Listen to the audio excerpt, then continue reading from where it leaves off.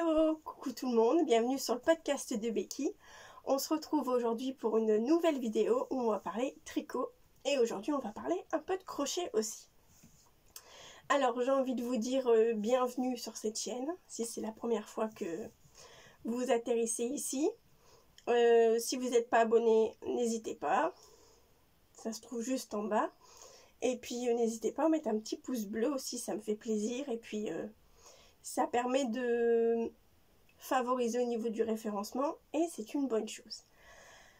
Alors j'ai envie de vous dire, enfin un nouvel épisode de podcast. Mais qu'est-ce qui s'est passé? Pourquoi tant de temps? Eh ben je vais vous dire, je n'en sais rien. Parce que du temps j'en ai eu, clairement, comme vous je suppose, ces derniers temps. Mais j'avais pas envie, donc du coup je ne me suis pas forcée. Parce que quand on tourne des vidéos tout seul devant sa caméra, il faut pas se forcer parce que sinon c'est pas naturel et ce n'est pas l'objectif. Donc voilà. Donc j'ai envie de vous dire, le plus important c'est que je sois là, que j'ai des choses à vous montrer, que j'ai des choses à vous dire et c'est déjà pas mal. Donc du coup pendant tout ce temps-là, j'ai continué de tricoter bien évidemment. J'ai crocheté aussi, bien évidemment. J'ai continué à échanger avec les copains, les copines tricot. Et puis, du coup, ça a donné plein de choses. Et c'est ce que je vais vous dire dans cet épisode. La luminosité, je pense que ce sera bon. Il y aura peut-être des petits bruits extérieurs, mais je suis dans les combles avec la fenêtre un petit peu ouverte. Et il commence à faire très très chaud. Donc, on va plus tarder à se mettre en route pour cet épisode. Donc voilà, donc il y aura peut-être des différences de luminosité apparemment quand je bouge, mais je pense que ça va le faire. Alors, premier épisode que je vais vous montrer. Aujourd'hui, on n'aura que des épisodes, on n'aura que des projets qui seront terminés. J'en ai 1, 2, 3, 4 à vous montrer, 5 je pense, 4 ou 5, je sais plus, 4 ou 5. Et je vais finir aussi par répondre aux tags tricot, mais je vous en parle juste après. Premier objet fini. Il y a des différences de lumière, ça m'énerve, c'est pas grave. C'est un projet que vous avez déjà vu terminer, mais je voulais vous le remontrer parce que j'ai fait des modifications. Donc c'est le top Royal Empire de Cindy, la tricopate alsacienne. Voilà, c'est un top que je vous avais montré. Alors je vais pas vous le mettre parce que je vous le mets ou je vous le mets pas. Allez, c'est parce que c'est vous, parce que voilà. Bon, j'ai le truc jaune en dessous, on s'en fout, hein. Donc voilà, donc c'est un... Je vais me reculer, mais si je me recule trop, il y a le mur. Donc c'est un top normalement qui se fait sans manches. Et moi j'ai rajouté des manches, donc je voulais juste vous le montrer. Voilà, donc il y a le truc en dessous, hein, bien évidemment, mais bon. Donc voilà, il fait un peu coupe boxy. Je l'aime beaucoup, du coup je l'avais fait en R de drops. Il y a une petite dentelle ici devant, il y a une petite dentelle dans le dos. Donc moi simplement j'ai juste relevé des mailles. Ici j'ai juste relevé des mailles et j'ai fait du tout droit. Je me suis même pas cassée à faire des diminutions et après j'ai fait des côtes. Et du coup ça a donné cette coupe là. Et je vous avoue que voilà. Je le trouve plus joli comme ça. Si j'avais fait ce pull, ce top en fait à la base en coton ou autre que de la R qui est de mémoire de l'alpaga, un truc comme ça, ça aurait été bien. Mais en pull comme ça, c'est mieux. Donc je l'aime beaucoup. La laine est très douce. J'ai pas eu beaucoup l'occasion de le porter. Mais je pense que lui, je vais beaucoup l'aimer. Donc ça, c'est un projet que vous avez déjà vu. Mais je voulais vous le montrer parce que je l'aime beaucoup. La couleur de la laine, je ne me rappelle plus. Je ne me rappelle plus. Donc je ne vais pas vous dire. Mais vous allez sur le site de Kalidou R. C'est une espèce de parme dans ces couleurs-là. Voilà. Donc le deuxième projet que je voulais vous parler, c'est un petit projet. C'est un petit projet, ce sont des chaussettes. Je les ai pas mis sur mes bloqueurs parce que mes bloqueurs sont utilisés pour l'instant. C'est un patron tout basique, tout voilà, que j'avais pris sur les vidéos de Knit Spirit Gaël. Voilà, donc les petites chaussettes, elles sont là. Oula, il y a eu un voile d'un coup là. J'espère que l'image est nette. J'ai l'impression que par moments c'est un peu flou. Voilà, donc les chaussettes, elles sont comme ça. Voilà, vous avez la couleur. Hein. Donc la laine, c'est de la Madeline Tosh. Je crois que c'est du 100% mérino. C'est une laine que j'avais rachetée dans le Destache à Francesca. Voilà. Donc je les aime beaucoup. Ça fait des petites soquettes. Elles sont pas parfaites parce qu'il y a des petits trous là, voilà, au niveau des talons. Enfin, je vous le dis. Il y a des petits trous au niveau des talons. Elles sont pas parfaites. Mais voilà, elles iront parfaitement. Ça va faire le job pour cet hiver. Et ce sera une paire de chaussettes en plus. C'est des rangs raccourcis. Et je sais plus si je les avais commencées par la pointe ou par le... Non, je les avais commencées par... ouais, au bout j'ai fait un rabattage à 3 aiguilles. Moi j'ai pas fait... Voici où j'ai fait un grafting, je crois, je sais plus. Mais bref, il est pas terrible le grafting. Mon grafting n'est pas terrible, mais c'est dans mes chaussettes, c'est dans mes chaussures. Donc c'est pas très très grave si ça se vaut. Voilà. Donc ça c'est pour mon deuxième projet fini. Je vais relativement vite parce que c'est des chaussettes, il n'y a pas énorme à redire. Je vais essayer de baisser juste un petit peu pour la luminosité. Je vais voir si ça change quelque chose.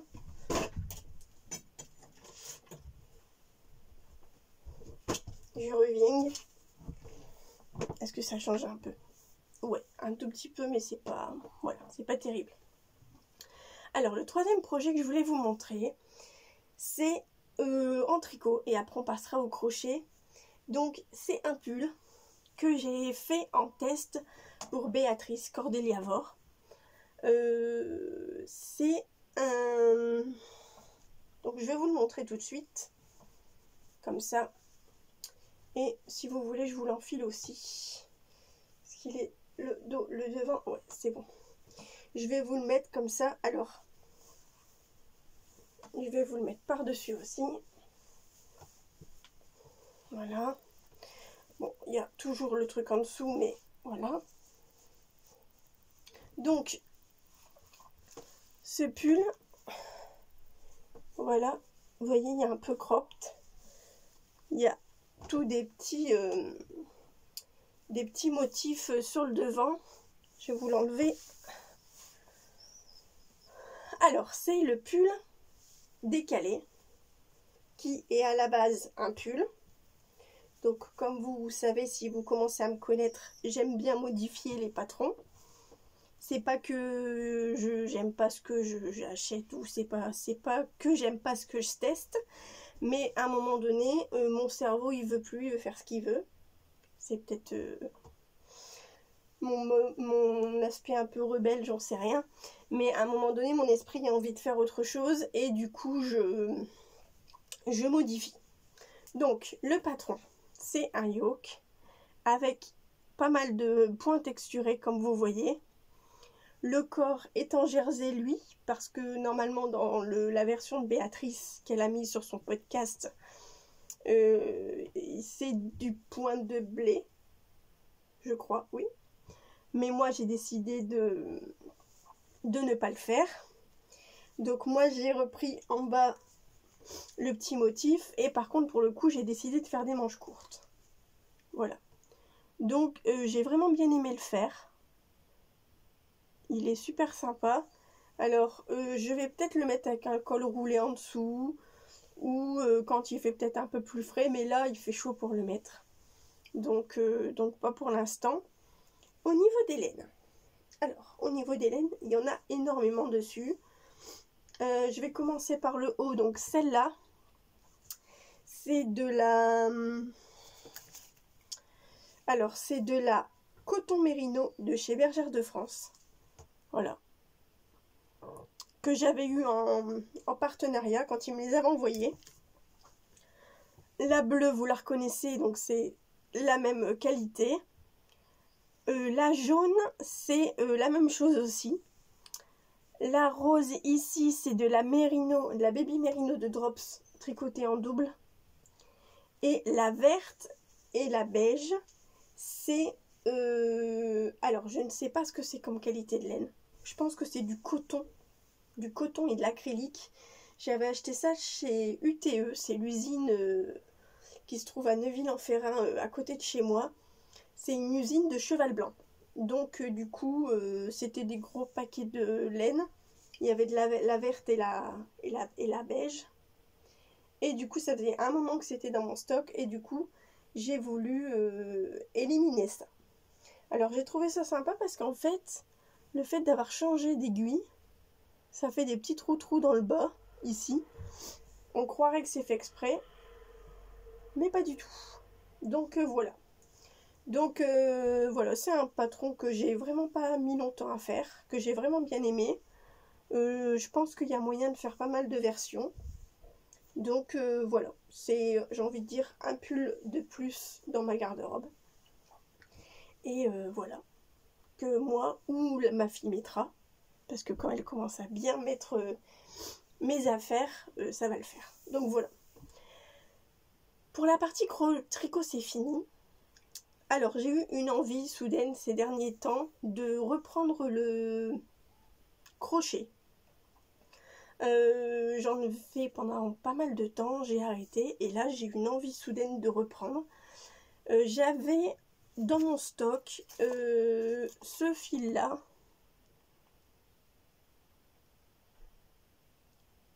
Je ne sais pas si c'est flou ou pas. Alors est-ce que c'est le... Excusez-moi, je vous fais ça, mais pas agréable. Voilà. Donc voilà, il y a ce fil là. Du coup, j'espère que c'était pas sombre depuis tout à l'heure. Bon, tant pis, je vais laisser tourner, on verra bien. Donc 100 mètres pour 50 grammes. Et c'est du 100% coton. Voilà. Donc du coup, ce fil, j'en ai fait... Alors, au départ... Alors, attendez, parce que je mets en pause. J'entends que ça monte. Alors, ça va. Fausse alerte. Donc, c'est au départ, j'ai commencé à faire un pull. Je vous le montre. Un pull au crochet que je vous avais montré. J'avais suivi une vidéo de Lydia Tricot Crochet sur YouTube. Et j'avais commencé à faire ça, qui est normalement un pull. Et puis je l'ai mis de côté. Et quand je l'ai repris au tricot. Voilà. Et tout le bas, après j'ai repris au crochet. Donc du coup, ça donne ce haut là. Voilà. Donc celui-là, je vais pas vous le mettre. Voilà, je disais. Donc du coup, c'est un haut que j'ai repris donc du coup au tricot. Et du coup, ça donne ça. Voilà. Donc celui-là, je ne l'ai pas encore porté. Je pense que ça va être le cas cet été. Il va m'arriver bien comme il faut. Donc voilà, ça va être bien. Bon, après c'est du coton, ça va être agréable à porter. Au niveau du tricot, je l'ai tricoté en 3 et je l'ai crocheté en 3 aussi. Voilà. Donc au niveau du bas, après j'ai fait des petits trous, rien de sorcier. Et puis là j'ai repris au crochet pour faire une espèce de... Voilà. Donc ça va faire un top de plus parce que c'est des choses que j'avais pas beaucoup. Donc voilà. Voilà pour encore ce projet là qui est terminé et qui sera sûrement porté cet été. Et le dernier projet que j'ai crocheté, qui est tombé de mon crochet hier soir quasiment, ou avant-hier soir même, puisque j'ai même eu le temps de le nettoyer, donc c'est ce haut là. pareil, qui a été donc déjà crocheté avec la chenille de cheval blanc. Donc la chenille de cheval blanc, c'est du 100% coton. Le coloris, ben c'est jaune, hein. C'est jaune. Et voilà. Donc il me va comme ça. Donc pour le point, c'est des petits V en fait. Donc c'est rien de sorcier, hein. C'est bride, maille en l'air et bride. Et le haut, c'est tout un point de dentelle. Donc là, bien sûr, j'ai mis un débardeur en dessous parce que sinon, on voit à travers. Mais si on a envie de mettre une brassière ou on a envie d'être un peu plus... voilà, il y a moyen. Là, j'ai mis un haut noir parce que le bas était noir. Mais après, vous mettez ce que vous voulez. Donc, ce modèle-là, c'est aussi sur la chaîne de Lydia Crochet Tricot. Je prends pas mal de modèles sur cette chaîne-là parce qu'en plus, elle fait ma taille. Et je trouve qu'elle a pas mal de choses. Mais j'ai envie de... découvrir d'autres patrons au crochet. Et j'ai découvert une chaîne YouTube là qui m'a été conseillée par Thibaut, Tricostérone. Coucou copain. Et c'est Chaque Crochette. Et elle propose, elle fait des petites vidéos où elle propose des patrons gratuits au crochet. Elle fait ses petites recherches en français de débardeurs, de châles, de tout ça. Donc je me suis abonnée là récemment, je crois même ce matin, pour être honnête avec vous. Et en survolant déjà un épisode, j'ai déjà trouvé un haut que je vais faire au crochet avec de la ambre. La même couleur que Élise Diablotte. Dans son dernier podcast, elle en parle. Donc c'est moi, c'est de ma faute. C'est moi qui l'ai incité à vouloir acheter cette couleur et cette laine. Je suis complètement d'accord, il n'y a pas de souci. Après, c'est le boulot d'influencer. Voilà, moi, j'aime bien. Après, si elle aime comme moi, j'y peux rien. Donc, du coup, j'ai déjà trouvé un haut que je vais faire au crochet. Mais c'est vrai que du coup, et j'en parlais justement avec Thibaut, c'est extrêmement difficile de trouver des hauts au crochet qui restent pas mémérisants et pas vieux. Dans le sens où le crochet, on évite sur de la dentelle, des choses comme ça. Donc si on a des pulls ou tout ça, c'est pas évident de trouver un point qui... voilà. Mais pareil, la Julie de Love of the Knit, elle m'a envoyé pas mal de liens, de patrons au crochet. Super beau. Pour le coup, j'avais besoin de vérifier, bien regarder de près pour voir si c'était pas du tricot. Mais non, c'était du crochet. Mais c'est en anglais. Alors, faut voir si c'est sous forme de diagramme ou pas. Faudrait que je regarde, parce que moi, l'anglais, moi, ben, déjà en tricot, c'est compliqué. Alors, en crochet, n'en parlons pas. Mais en tout cas, je suis à fond dans le crochet pour l'instant. Et voilà. Donc, voilà pour mes projets finis. Les projets en cours, j'en ai... voilà. Le manzo continue, il est presque terminé. J'ai plus qu'une pelote à tricoter et après je passe aux côtes. Je suis sur le boléro, un boléro noir aussi que je fais pour Béatrice. Enfin, que je fais pour Béatrice, c'est pour moi, mais c'est un patron de Béatrice. Et après, je dois reprendre le 13KO. Le 13KO, le corps est terminé, je dois reprendre les manches. Et voilà. Donc, j'essaye d'éliminer mes projets. J'ai des chaussettes qui sont terminées, mais là, c'est quelque chose de particulier. Donc, je voudrais faire une vidéo à part pour ce projet-là. Donc, j'espère pouvoir le faire rapidement. Donc, voilà. J'ai été assez rapide sur les projets finis, mais... voilà, si vous avez des questions, si j'étais un petit peu trop rapide, surtout n'hésitez pas, posez-les-moi en commentaire et puis j'y répondrai avec grand plaisir.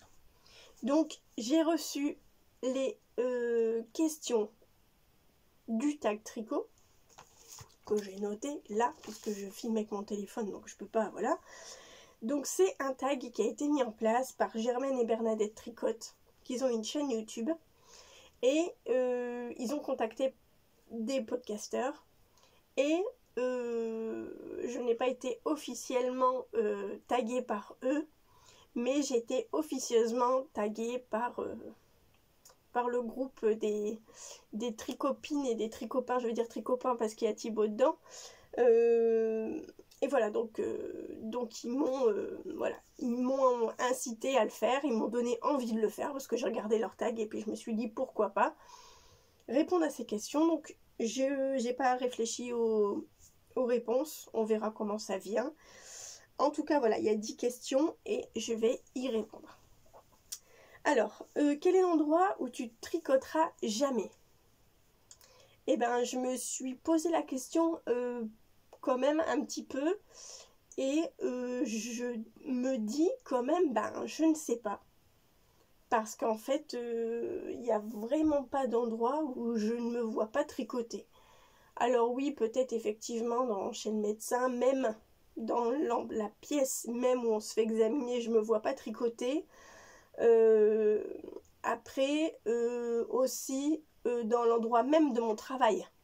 C'est-à-dire qu'à mon travail, il y a la salle de pause et il y a moi, le magasin, puis je travaille dans un pressing, la partie magasin et la partie atelier que moi j'organise, qui est où il y a toutes les machines et tout ça, les tables et tout, et je me vois pas m'asseoir et tricoter là.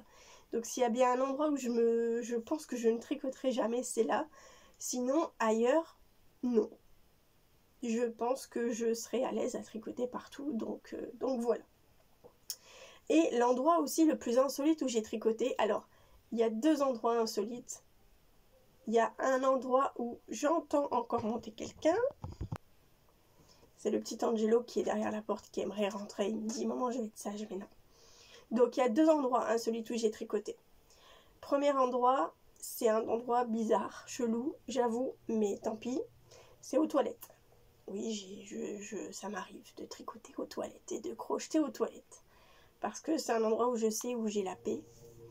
Et quand je veux vraiment être tranquille, et ben je vais dans les toilettes et je tricote. C'est bizarre, hein, c'est chelou, hein, mais tant pis. Donc voilà, et deuxième endroit assez insolite, parce que c'est la première fois que je l'ai fait, donc ça m'a marqué, c'est à Euro Disney, devant la maison des poupées. J'ai mon mari et mes enfants qui ont fait la queue pour aller... non, j'ai mon mari, ma fille et sa famille qui s'étaient partis faire la queue pour aller à la maison des poupées. Il y avait un monde de dingue et mon fils était petit, il dormait dans la poussette et j'en avais marre parce qu'on avait marché, c'était long, c'était très long, il y avait énormément de monde. Et je me suis assise, j'ai mis mon manteau par terre, je me suis assise par terre, j'ai sorti mes chaussettes et j'ai tricoté avec le tic, tic, tic, tic de la maison des poupées juste à côté de moi. Et je crois que j'ai dû tricoter une demi-heure, 3/4 d'heure sans m'en rendre compte. Et c'était vraiment un moment... mais bizarre pour moi parce que je pense que c'est un des premiers endroits où j'ai tricoté en public. Et à un moment donné, j'ai relevé la tête et j'ai vu il y avait 3-4 personnes autour de moi et qui me disent « Mais qu'est-ce que vous faites? Pourquoi vous faites ça ?»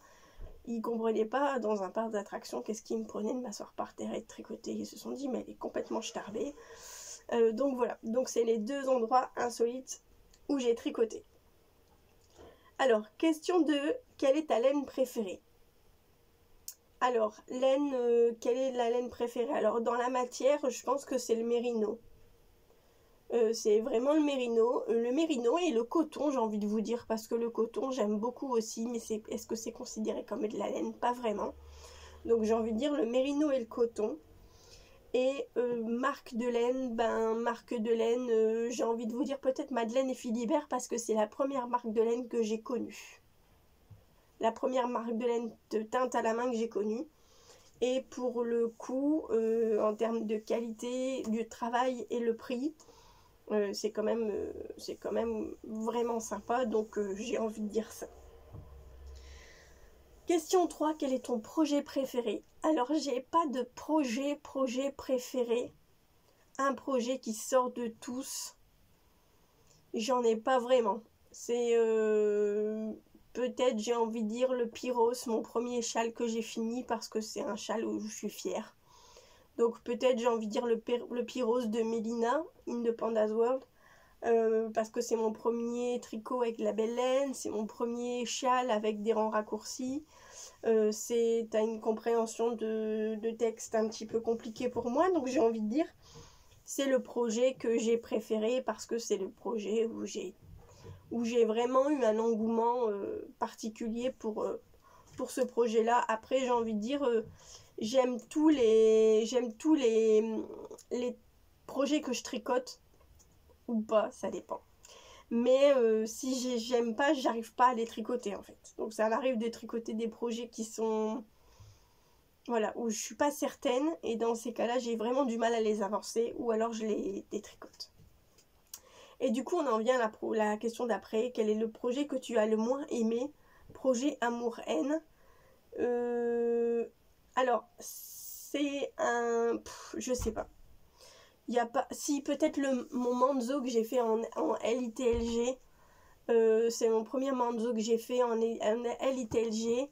Je l'aimais... Alors, c'est un projet fini que j'aime beaucoup, que je mets beaucoup. C'est une laine qui coûte quand même cher. C'est une de mes premières laines qui coûte cher. Donc c'est un des premiers gilets que j'ai fait qui m'a coûté cher. Mais c'est un projet que j'ai vraiment pas apprécié parce que j'ai trouvé ça extrêmement long. C'était tricoté en 3. J'en finissais pas de ce truc et c'est vraiment été une corvée de le finir. Et j'ai vraiment fini péniblement. Donc si j'ai quelque chose à dire, ouais, c'est le Manzo que j'ai fait en LITLG. Mais maintenant, pour le coup, porter, il est vraiment super agréable. J'ai vraiment beaucoup aimé le porter. Alors, la question 5, c'est quel est le patron que tu veux toujours faire et que tu ne fais jamais? Alors, j'ai envie de vous dire beaucoup. À partir du moment où il y a une difficulté, à partir du moment où il y a quelque chose que je ne connais pas, où il y a des nouvelles techniques, où visuellement ça me semble difficile, c'est quelque chose que pour moi, ne ferai jamais. Donc c'est-à-dire que j'ai plein de patrons que j'aimerais beaucoup faire. Et j'ai envie de vous dire globalement, ce sont les patrons en anglais. Il y en a beaucoup que j'aimerais faire, mais que je sais que je ne ferai jamais parce que je me mets des barrières. Alors c'est peut-être très stupide, mais je me dis que je serai incapable de le faire. Donc voilà. Je vois Elise, là, elle est en train de faire un châle en brioche avec plein d'augmentations dans tous les sens. Mais je le trouve magnifique. Mais je kifferais faire un truc comme ça. Mais c'est incompatible à mon cerveau. Je le sais d'avance. Et je ne me vois même pas tricoter ça parce que je vais me braquer, je vais m'énerver et je vais défaire. Et puis je vais... Voilà. Ça va être quelque chose qui va me faire perdre patience, faire perdre pied. Et c'est pas l'objectif pour moi du tricot. Donc du coup, c'est un peu compliqué. C'est, voilà, je me dis, allez, t'es capable, tu vas y arriver, essaye, tu verras, on sait jamais. Et puis au final, à la dernière minute, je me débine et je dis, bah non, de toute façon, c'est pas la peine. Je le fais même pas, j'y arriverai même pas, c'est même pas la peine. Donc voilà, donc j'ai du mal à me dire, voilà. Alors, tes achats, est-ce qu'ils sont faits au coup de cœur ou par projet? Clairement, coup de cœur. J'ai rarement, mais très rarement, voire je crois jamais, acheté de la laine en me disant, je vais le faire avec ce projet-là, je vais le faire. Ou alors, si je l'ai fait, je suis passée à côté et j'ai changé de projet. Donc, rien à voir. Donc moi, je veux de la laine et je l'aime bien, je le fais. Je cherche même pas à comprendre. Voilà. Alors,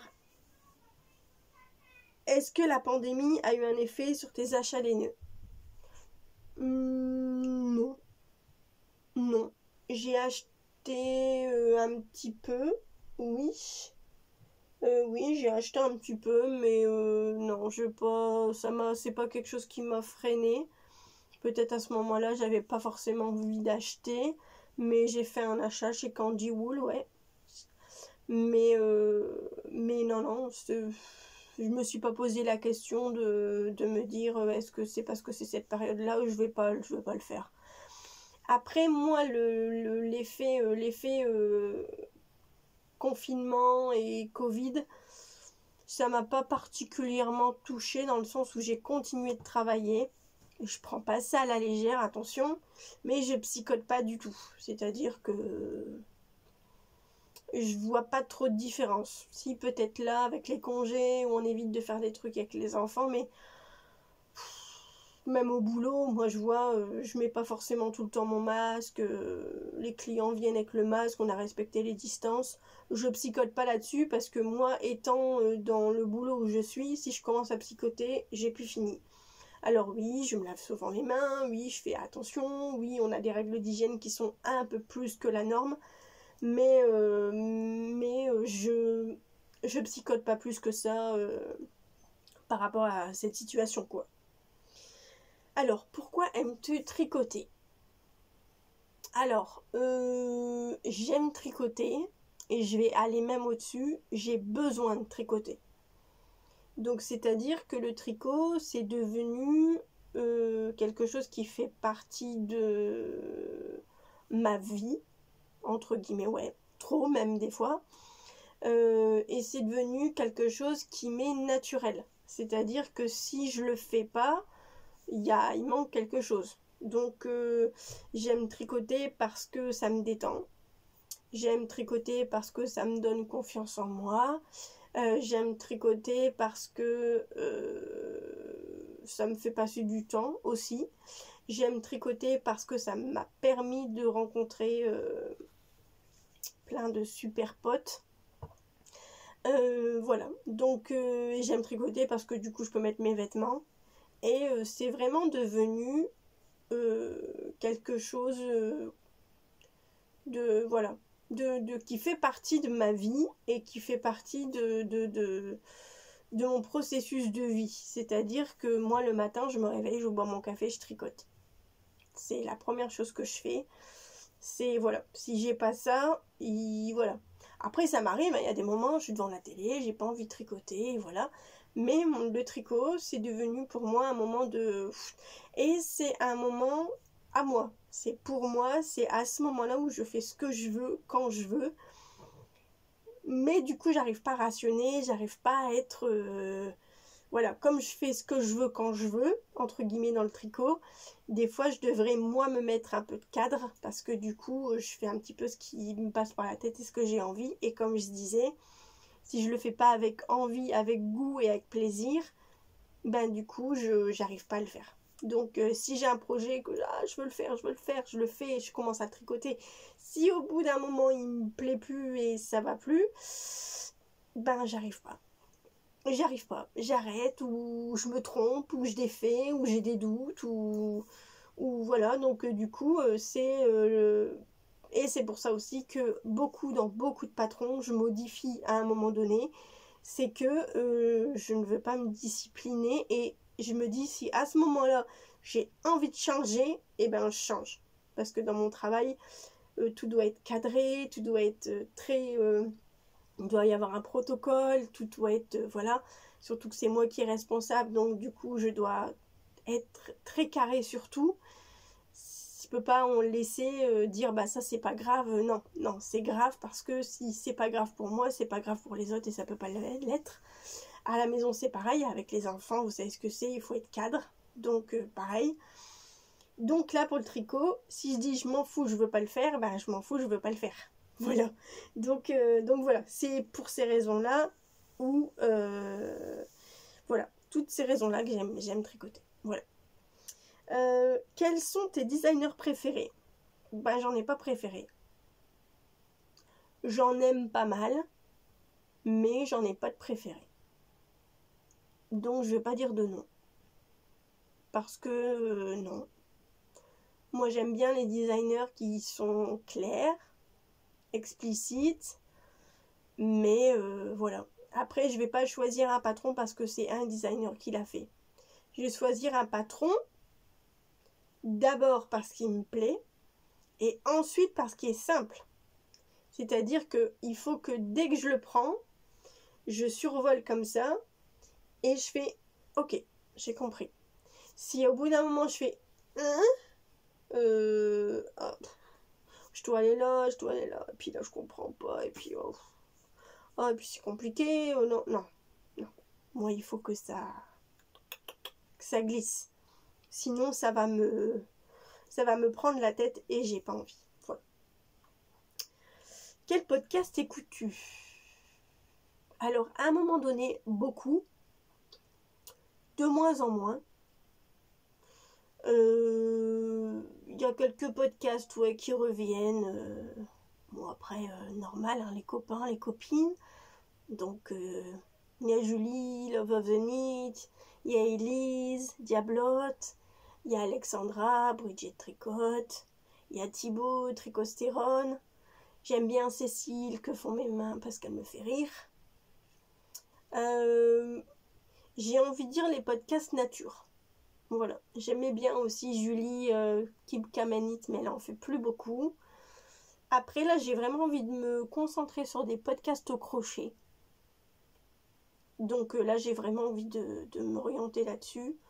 Mais ouais, voilà, c'est les podcasts que j'écoute. Après, j'espère que j'en oublie pas.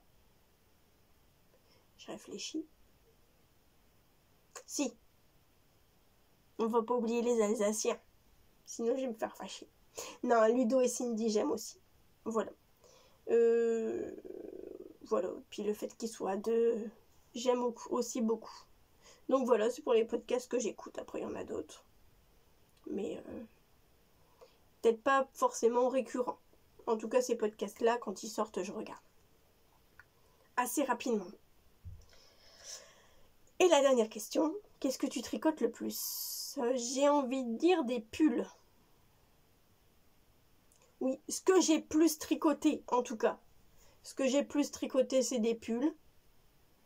Ouais, des pulls. C'est ce que j'ai le plus tricoté, c'est ce que j'ai le plus dans ma garde-robe. Donc j'ai envie de dire des pulls.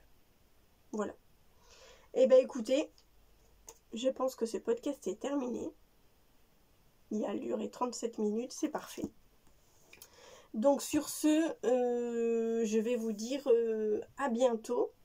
J'espère que ça vous a fait plaisir de me revoir. Ou pas.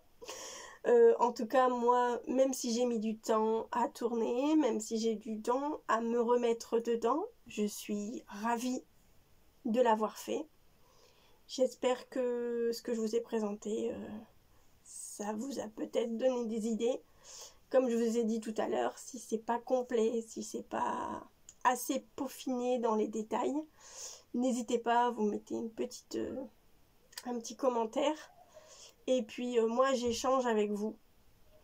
J'essayerai, si tout va bien, cette semaine. Donc là nous sommes concrètement le 13 juillet. J'essayerai cette semaine de faire un live. Parce que c'est une des raisons pour lesquelles j'ai eu un petit peu du mal à retourner cet épisode de podcast. C'est que j'aime échanger. J'aime l'interaction qu'on peut avoir. Malheureusement, sur cette chaîne, nous n'avons pas les 1000 abonnés, donc nous ne pouvons pas faire de live YouTube. Parce que j'aime échanger avec vous. Et par le biais de Instagram, on peut le faire. Mais me retrouver toute seule devant mon téléphone à parler ou à me parler, j'ai l'impression de faire un petit peu un monologue. Et par moments, pour moi, clairement, c'est un peu ennuyant, donc je me dis que peut-être pour vous aussi. Donc du coup, l'objectif c'est d'échanger. Il y a eu par moments sur la chaîne, dans les commentaires, pas mal d'échanges, mais pas assez pour moi. J'ai envie de plus. J'ai envie de plus échanger avec vous. Donc c'est pour ça que surtout, n'hésitez pas à mettre des commentaires, à me donner vos impressions, à me dire oui, moi, dans les questions, toi t'as répondu ça, moi je suis plus comme si, voilà. C'est vraiment essayer d'échanger avec vous. L'objectif c'est pas que vous me regardiez et puis que, voilà. L'objectif c'est que moi je puisse apprendre à vous connaître aussi. C'est ce que j'ai envie moi en tout cas. Donc voilà, donc je vous dis peut-être cette semaine un petit live. On se retrouvera aussi pour une vidéo un petit peu particulière sur un projet que j'ai fait des chaussettes. Je ne sais pas vous dire encore quand est-ce que ce sera publié parce que j'attends la sortie de cet événement-là. Donc du coup j'attends. En tout cas, je vous souhaite une bonne journée, un bon week-end, une bonne soirée. Et puis on se retrouve très vite, j'espère, pour un nouvel épisode de podcast. Salut, ciao!